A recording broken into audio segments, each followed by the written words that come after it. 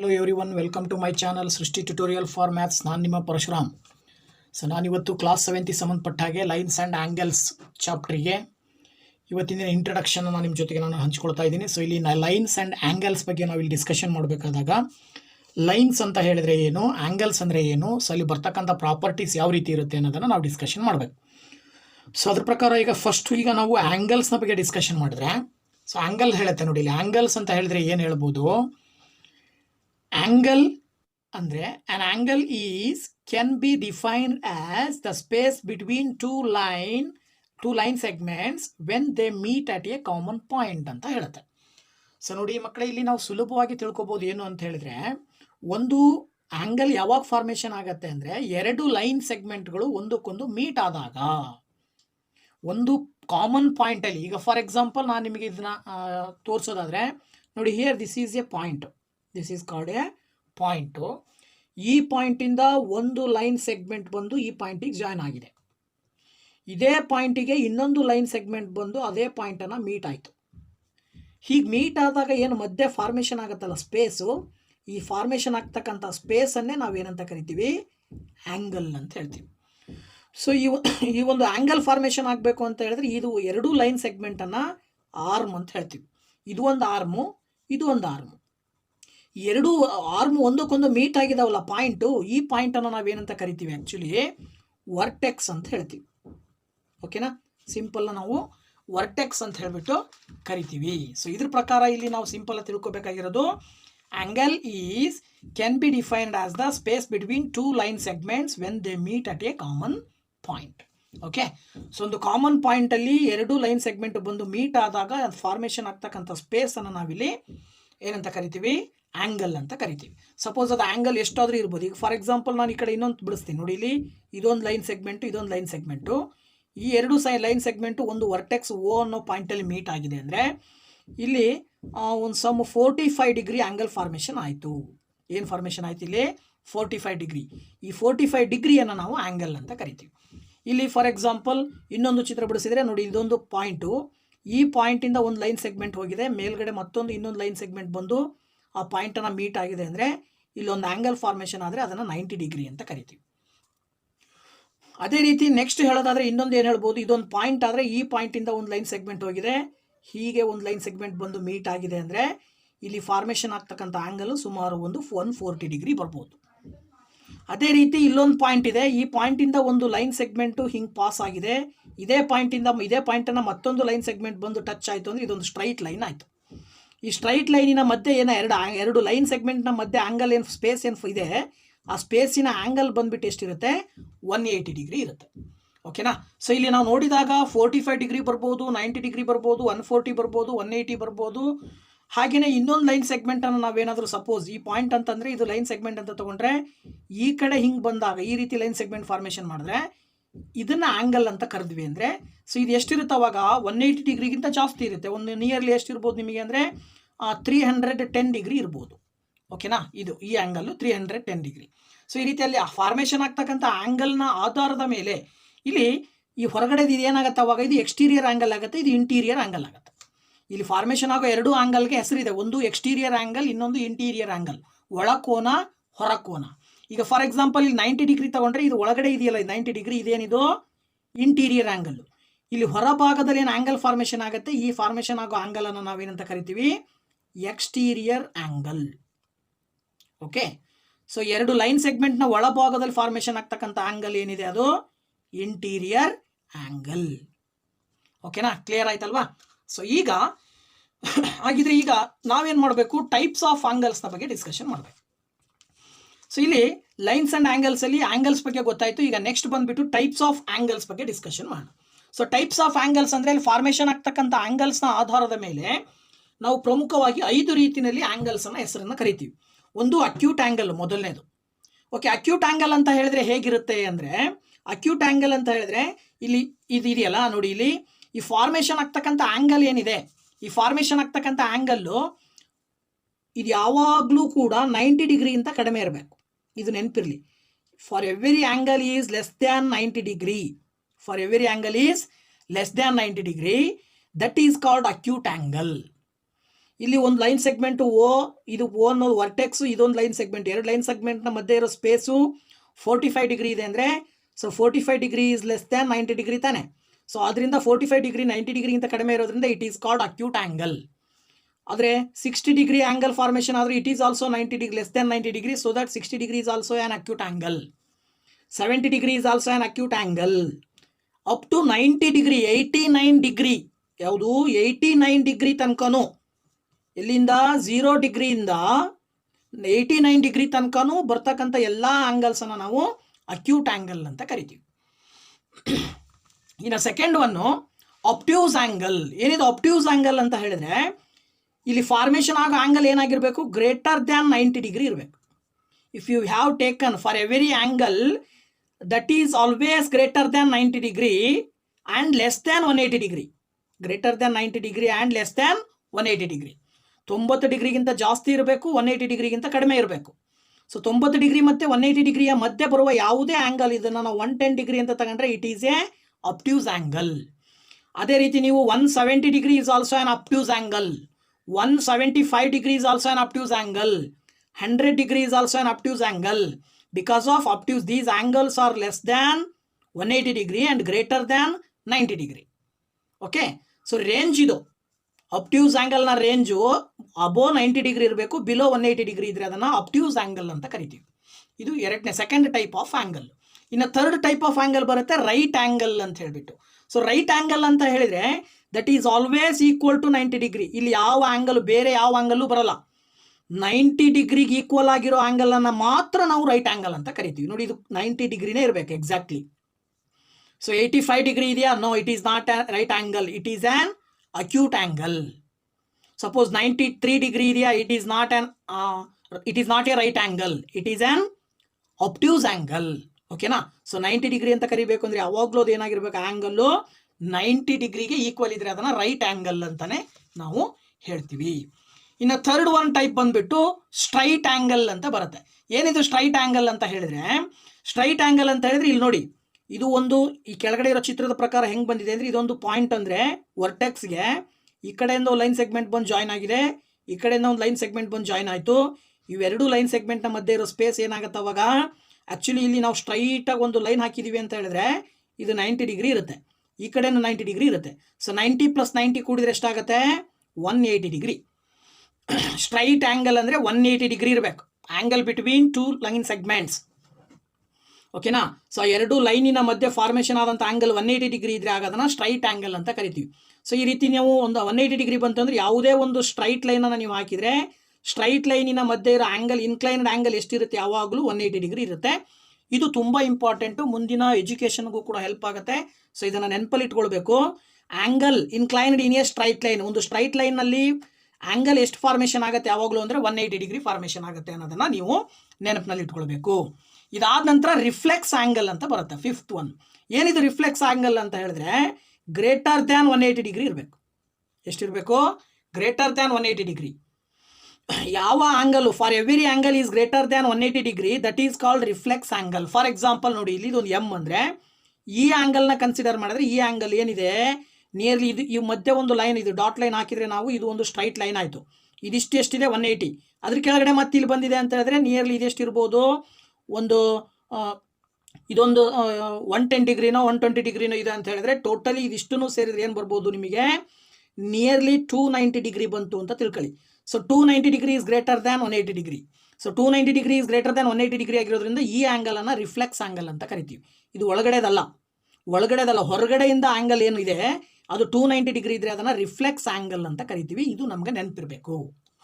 ಇದು some kinds of angles, types of angles ಅಂತ ಹೇಳ್ಬೋದು ನಾವು. ಆ್ಯಂಗಲ್ಸಲ್ಲಿ ಬರ್ತಕ್ಕಂಥ ಕೆಲವು ವಿಧಗಳು. ಇದಾದ ನಂತರ ನೆಕ್ಸ್ಟ್ ಪಾಯಿಂಟ್ ಬರುತ್ತೆ ನಿಮಗೆ ಪೇರ್ ಆಫ್ ಆ್ಯಂಗಲ್ಸ್ ಅಂತೇಳಿ. ಏನಿದು ಪೇರ್ ಆಫ್ ಆ್ಯಂಗಲ್ಸ್ ಅಂತ ಹೇಳಿದ್ರೆ, ಎರಡು ಆ್ಯಂಗಲ್ಸನ್ನು ಒಟ್ಟಿಗೆ ತಗೊಂಡಾಗ ನಾವು ಎರಡು ರೀತಿಯಲ್ಲಿ ಕರಿತೀವಿ. ಒಂದು ಕಾಂಪ್ಲಿಮೆಂಟ್ರಿ ಆ್ಯಂಗಲ್ಸ್, ಇನ್ನೊಂದು ಸಪ್ಲಿಮೆಂಟ್ರಿ ಆ್ಯಂಗಲ್ ಅಂತ ಬರುತ್ತೆ. ಏನಿದು ಕಾಂಪ್ಲಿಮೆಂಟ್ರಿ ಆ್ಯಂಗಲ್, ತುಂಬ ಇಂಪಾರ್ಟೆಂಟ್ ಕಾನ್ಸೆಪ್ಟ್ ಇದು. A pair of angles whose sum is equal to 90 degrees. ನೀವು ಯಾವುದೇ ಎರಡು ಆ್ಯಂಗಲ್ಸನ್ನು ತಗೊಂಡ್ರೆ ಆ ಎರಡೂ ಆ್ಯಂಗಲ್ಸನ್ನು ಕೂಡಿದಾಗ ಈಕ್ವಲ್ ಟು 90 ಡಿಗ್ರಿ ಇರಬೇಕು. ಫಾರ್ ಎಕ್ಸಾಂಪಲ್ ನಾನಿಲ್ಲಿ ಏನು ಮಾಡ್ತೀನಿ, ಇದು ಒಂದು 40 ಡಿಗ್ರಿ ಇದೆ ಅಂತ ತಿಳ್ಕೊಳ್ಳಿ. ಈ ಆ್ಯಂಗಲ್ ಎಷ್ಟಿದೆ, 40 ಡಿಗ್ರಿ ಇದೆ. ಈ ಆ್ಯಂಗಲ್ ಎಷ್ಟಿದೆ, ಒಂದು 50 ಡಿಗ್ರಿ ಇದೆ. ಓಕೆನಾ. ಸೊ ಈ 40 + 50 ಇದು 40 ಡಿಗ್ರಿ, ಇದು 50 ಡಿಗ್ರಿ ಅಂದರೆ ಎಷ್ಟಾಯ್ತು ಅಲ್ಲಿಗೆ 40 ಡಿಗ್ರಿ ಪ್ಲಸ್ ಈ ಆ್ಯಂಗಲ್ ಎಷ್ಟು ಬಂತು 50 ಡಿಗ್ರಿ. ಇವೆರಡು ಆ್ಯಂಗಲ್ನ ಕೂಡಿದ್ರೆ ಎಷ್ಟು ಬರುತ್ತೆ 90 ಡಿಗ್ರಿ. ಸೊ ಈ ಎರಡು ಆ್ಯಂಗಲ್ ಕೂಡಿದ್ರೆ 90 ಡಿಗ್ರಿ ಬರುತ್ತೆ ಅಂದರೆ these two angles R called complementary angles. 40 degree ಮತ್ತು 50 ಡಿಗ್ರಿಯನ್ನು ಕಾಂಪ್ಲಿಮೆಂಟರಿ ಆ್ಯಂಗಲ್ಸ್ ಅಂತ ಕರಿತೀವಿ. ಇದ್ರ ಪ್ರಕಾರ ನೀವು 30 ಡಿಗ್ರಿ ಮತ್ತು 60 ಡಿಗ್ರಿನ ಹೇಳ್ಬೋದು. ನೋಡಿ 30 ಡಿಗ್ರಿ 60 ಡಿಗ್ರಿ ಕೂಡಿದ್ರೆ ನಿಮಗೆ 90 ಡಿಗ್ರಿ ಬರುತ್ತೆ. So therefore these two are called complementary angles. ಹಾಗಿದ್ರೆ ಸಪೋಸ್ ಒಂದು 70 ಡಿಗ್ರಿ ಇದೆ, ಇನ್ನೊಂದು 30 ಡಿಗ್ರಿ ಇದೆ. Are these complementary angles? ಇವು ಕಾಂಪ್ಲಿಮೆಂಟರಿ ಆ್ಯಂಗಲ್ಸಿಗೆ ಎಕ್ಸಾಂಪಲ್ ಕೊಡ್ಬೋದಾ ನಾವು ಅಂತಂದರೆ, ಆಗ ನೀವು ಇವೆರಡನ್ನ ಆ್ಯಡ್ ಮಾಡ್ತೀರಾ. 70 + 30 ಕೂಡಿದ್ರೆ ಎಷ್ಟು ಬರುತ್ತೆ 100 ಡಿಗ್ರಿ ಬರುತ್ತೆ. ಬಟ್ 100 ಈಸ್ ಮೋರ್ ದ್ಯಾನ್ 90 ಡಿಗ್ರಿಗಿಂತ ಜಾಸ್ತಿ. ಇದರ ಅರ್ಥ 70 degree and 30 degree are not a complementary angles. These two are not a complementary angles. Complementary angles ಅಂತ ಕರಿಬೇಕು ಎರಡು ಆ್ಯಂಗಲ್ಸನ್ನು ಅಂದರೆ ಅವು ಯಾವಾಗಲೂ ಆ ಎರಡು ಆ್ಯಂಗಲ್ಸ್ನ ಸಮ್ ಯಾವಾಗಲೂ 90 ಡಿಗ್ರಿಗೆ ಈಕ್ವಲ್ ಇರಬೇಕು. ಓಕೆ. ಇದಾದ ನಂತರ ಸಪ್ಲಿಮೆಂಟರಿ ಆ್ಯಂಗಲ್ಸ್ ಅಂತ ಬರುತ್ತೆ. ನೆಕ್ಸ್ಟ್ ಸೆಕೆಂಡ್ ಒನ್ನು ಸಪ್ಲಿಮೆಂಟರಿ ಆ್ಯಂಗಲ್ಸ್ ಅಂದರೆ ಏನು? A pair of angles whose sum is equal to 180 degrees. ತುಂಬ ಸಿಂಪಲ್ ಆಗಿರೋದು. ಮೇಲ್ಗಡೆ ಕಾಂಪ್ಲಿಮೆಂಟ್ರಿಗೆ ಹೆಂಗೆ ಎರಡು ಆ್ಯಂಗಲ್ನ ಕೂಡಿದರೆ 90 ಡಿಗ್ರಿ ಬರಬೇಕಿತ್ತು, ಅದೇ ರೀತಿ ಇಲ್ಲಿ ಎರಡು ಆ್ಯಂಗಲ್ಸನ್ನು ಕೂಡಿದರೆ ನಿಮಗೆ 180 ಡಿಗ್ರಿ ಬರಬೇಕು. ಫಾರ್ ಎಕ್ಸಾಂಪಲ್ ಇದನ್ನು ನಾವು ಎಮ್ ಅಂತ ತೊಗೊಳ್ತೀನಿ, ಇದನ್ನು ಎನ್ ಅಂತ ತೊಗೊಳ್ತೀನಿ. ಎಮ್ ಆ್ಯಂಗಲ್ ಬಂದುಬಿಟ್ಟು 110 ಡಿಗ್ರಿ ಇದೆ ಅಂತಂದರೆ, ಇದು ಎನ್ ಆ್ಯಂಗಲ್ ಬಂದು ಸಪೋಸ್ ಒಂದು 70 ಡಿಗ್ರಿ ಇದೆ ಅಂದರೆ 110 + 70 ಅಂದರೆ ಇದು 110 ಡಿಗ್ರಿ ಪ್ಲಸ್ ಇದು 70 ಡಿಗ್ರಿ. ಓಕೆ. ಸೊ ಇವೆರಡು ಆ್ಯಂಗಲ್ನ ಆ್ಯಡ್ ಮಾಡಿದರೆ ನೀವು suppose 110 degree plus 70 degree is equal to ಏನು ಬರುತ್ತೆ 180 ಡಿಗ್ರಿ ಬಂತು. ಓಕೆನಾ. ಸೊ ಇದ್ರ ಆಧಾರದ ಮೇಲೆ ಈ ರೀತಿ ನೀವು ಯಾವುದೇ ಎರಡು ಆ್ಯಂಗಲ್ಸನ್ನು ತೊಗೊಂಡು ಆ ಎರಡು ಆ್ಯಂಗಲ್ಸ್ನ ಕೂಡಿದಾಗ 180 ಡಿಗ್ರಿ ಬಂತು ಅಂದರೆ those two angles are called supplementary angles. ಇದ್ರ ಪ್ರಕಾರ ನಾನು ಇನ್ನೊಂದು ಎಕ್ಸಾಂಪಲನ್ನು ತೊಗೊಳ್ತೀನಿ. ಇಲ್ಲಿ ಒಂದು ಜೊತೆ ಆ್ಯಂಗಲ್ಸನ್ನು ತೊಗೊಳ್ತೀನಿ. ಯಾವ್ದಾವ್ದು ತೊಗೊಳ್ಳೋಣ? ಫಾರ್ ಎಕ್ಸಾಂಪಲ್ 135 ಡಿಗ್ರಿ ಇದೆ, ಇನ್ನೊಂದು ಆ್ಯಂಗಲ್ಲು 25 ಡಿಗ್ರಿ ಇದೆ.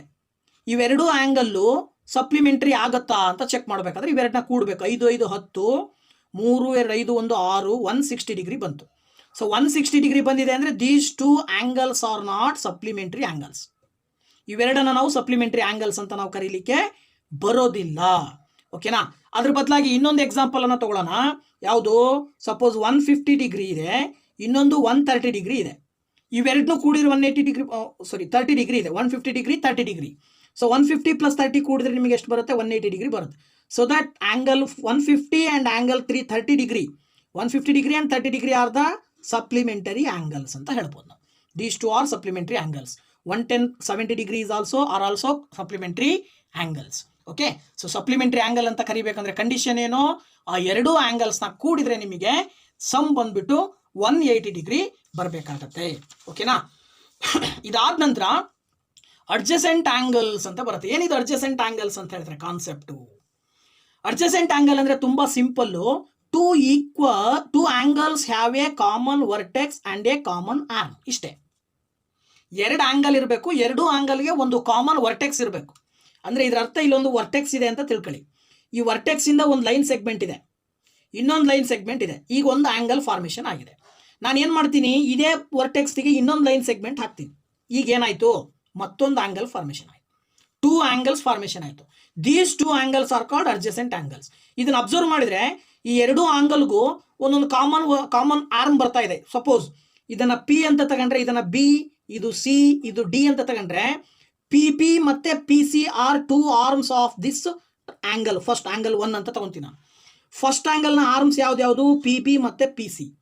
ಸೆಕೆಂಡ್ ಆ್ಯಂಗಲ್ ಏನಿದು 2. ಸೆಕೆಂಡ್ ಆ್ಯಂಗಲ್ನ ಆರ್ಮ್ಸನ್ನು ಹೆಸರು ಅಂದರೆ PD ಮತ್ತು PC. ಈಗ ಇವೆರಡಕ್ಕೂ ಕೂಡ PC ಅನ್ನೋದು ಕಾಮನ್ ಆಯ್ತಲ್ವಾ? PC is common to both angles. So therefore these angles, angle 1 and angle 2 are called adjacent angles. ಇದಕ್ಕೊಂದು ಬೆಸ್ಟ್ ಎಕ್ಸಾಂಪಲ್ ಕೊಡ್ಬೋದು ನಾವು. ಕ್ಲಾಕು, ಗಡಿಯಾರ ನೋಡಿದ್ದೀರಲ್ವಾ? ಸೊ ಒಂದು ಮಿನಿಟ್ ಹ್ಯಾಂಡ್ ಇರುತ್ತೆ, ಒಂದು ಅವರ್. ಓಕೆನಾ. ಹಾಗೆ ಒಂದು ಸೆಕೆಂಡ್ ಹ್ಯಾಂಡ್ ಇರುತ್ತೆ, ಮಿನಿಟ್ ಹ್ಯಾಂಡ್ ಇರುತ್ತೆ, ಸೆಕೆಂಡ್ ಹ್ಯಾಂಡ್ ಇರುತ್ತೆ. ಹಾಗೆಯೇ ಅವುಗಳ ಒಂದು ಹ್ಯಾಂಡ್ಸ್ ಏನಿದೆ, 3 ಹ್ಯಾಂಡ್ಸು, ಆ 3 ಹ್ಯಾಂಡ್ಸನ್ನು ನಾವು ಅಬ್ಸರ್ವ್ ಮಾಡಿದ್ರೆ ಇದೊಂದು ಆ್ಯಂಗಲ್ಲು, ಇದೊಂದು ಆ್ಯಂಗಲ್ಲು, ಇವೆರಡರ ಮಧ್ಯೆ ಒಂದೇ ಒಂದು ಹ್ಯಾಂಡ್ ಇರೋದು. ಈ ಹ್ಯಾಂಡು ಇಲ್ಲೊಂದು ಆ್ಯಂಗಲ್ ಫಾರ್ಮೇಷನ್ ಮಾಡಿದೆ, ಇಲ್ಲೊಂದು ಆ್ಯಂಗಲ್ ಫಾರ್ಮೇಷನ್ ಮಾಡಿದೆ.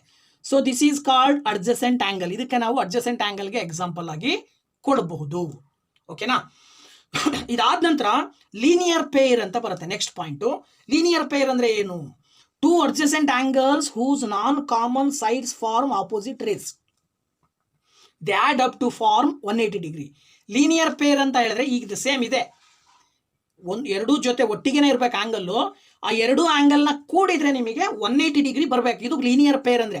ಬರೀ ಜಸ್ಟ್ ಅಡ್ಜಸೆಂಟ್ ಆ್ಯಂಗಲ್ ಅಂದರೆ ಅಲ್ಲಿ ಆ್ಯಂಗಲ್ ಸಮ್ ಎಷ್ಟಾದರೂ ಬರಲಿ. ಬಟ್ ಇಲ್ಲಿ ಲೀನಿಯರ್ ಪೇರ್ ಅಂತ ಬಂದಾಗ ನಿಮಗೆ ಇಲ್ಲಿ ನೋಡಿ, ಫಾರ್ ಎಕ್ಸಾಂಪಲ್ ಹಿಂಗೊಂದು ಲೈನ್ ಸೆಗ್ಮೆಂಟ್ ಇದೆ, ಹಿಂಗೊಂದು ಲೈನ್ ಸೆಗ್ಮೆಂಟ್ ಇದೆ, ಇದೊಂದು ಆ್ಯಂಗಲ್ ಆಯಿತು. ಈ ಒಂದು ಲೈನ್ ಸೆಗ್ಮೆಂಟ್ಗೆ ಮತ್ತೊಂದು ಆ್ಯಂಗಲನ್ನು ಹಾಕಿದ್ರು, ಮತ್ತೊಂದು ಲೈನ್ ಸೆಗ್ಮೆಂಟ್ ಬಳಸಿದ್ರಿ ಅಂದರೆ ಇಲ್ಲೊಂದು ಆ್ಯಂಗಲ್ ಫಾರ್ಮೇಷನ್ ಆಯಿತು. ಸೊ ಇದು 60 ಡಿಗ್ರಿ ಇದೆ ಅಂದರೆ ಇದು 120 ಡಿಗ್ರಿ ಇರಲೇಬೇಕು. ಸೊ ಈ 120 ಡಿಗ್ರಿ 60 ಡಿಗ್ರಿ ಸೇರಿದಾಗ ಒಂದು ಸ್ಟ್ರೈಟ್ ಲೈನ್ ಫಾರ್ಮೇಷನ್ ಆಗಬೇಕು. ಆ ಎರಡರ ಸಮ್ 120 60 ಕೂಡಿದ್ರೆ 180 ಡಿಗ್ರಿ ಬರುತ್ತೆ. ಈ ಎರಡು ಆ್ಯಂಗಲ್ಸನ್ನು ಕೂಡಿದ್ರೆ 180 ಡಿಗ್ರಿ ಬರಲೇಬೇಕು.